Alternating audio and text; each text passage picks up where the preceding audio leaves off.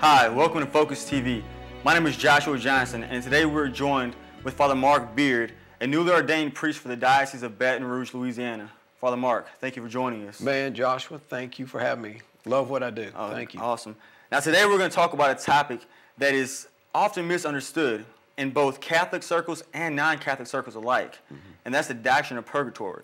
And so we're hoping that you can shed some light on this topic for us through your experience, through your knowledge of Scripture, the traditions, the saints, and so forth, just so it won't be such a confused topic for most of us. Okay, it's a only an all loving, caring God, Joshua, would give us one more chance to make good. Right. Because at the end of the day, you and I, and for most part everybody, is going to have something left undone. And Heaven's Hospital, which Father Dominic down in Biloxi Diocese, I think, coined it correctly. Only an all-loving, caring God would give you one more chance. And Heaven's Hospital, purgatory, if you will, that's the answer. Right, right. And I understand there's a story you like to tell to kind of introduce how purgatory can be explained. Yeah, and from a very practical way, it was the middle of the 1800s. Joshua, Edwin is probably, if not most popular actor of his day, and I'm bar none. It didn't matter whether it was comedy or murder or whatever it would be, no matter where Edwin went, the popularity just consumed him. People wanted to touch him, his autograph. And he was as equally popular in England as he was in the United States. And back in the day, in the middle of the 1800s, that's pretty impressive to be able to pull that off. And as a result of such, it didn't really matter where he went. People just clamored for him. And one day he's standing on a platform waiting to catch a train. And we've seen it in the old Western movies when that train comes in, the couplings aren't really aligned, so it kind of jerks and it rattles that platform. Well, he's standing on the platform with quite a few people waiting to board, and all of a sudden they hear a scream. A young boy's falling between the two trains. Wow. Man, next thing you know, people are screaming, but nobody is jumping forward to help because it's imminent that he's not going to make it.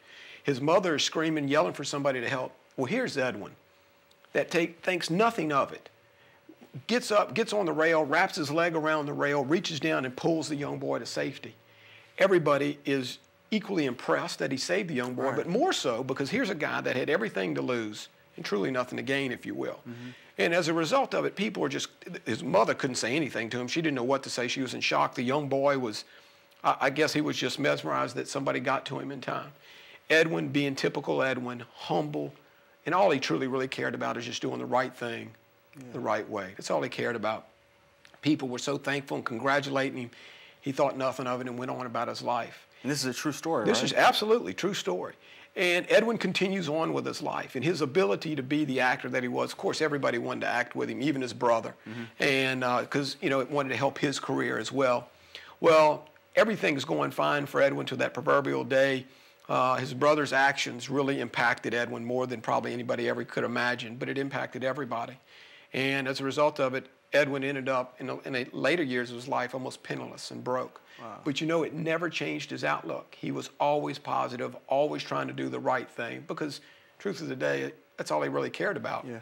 Well, lo and behold, when he finally did pass away, there was a letter that he obviously must have kept on him since back in the day.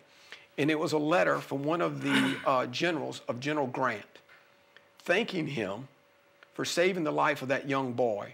Now, this is important, Joshua, because it tells you all about Edwin. It's thanking him for saving the life of a young boy whose father had been killed by Edwin's brother. Oh, wow. Okay, so he saved the life of a young boy whose father had been killed by Edwin's brother. You see, Edwin's last name is Booth. His brother was none other than John Wilkes Booth, who killed President Lincoln. And the young boy that he saved, Robert Todd Lincoln.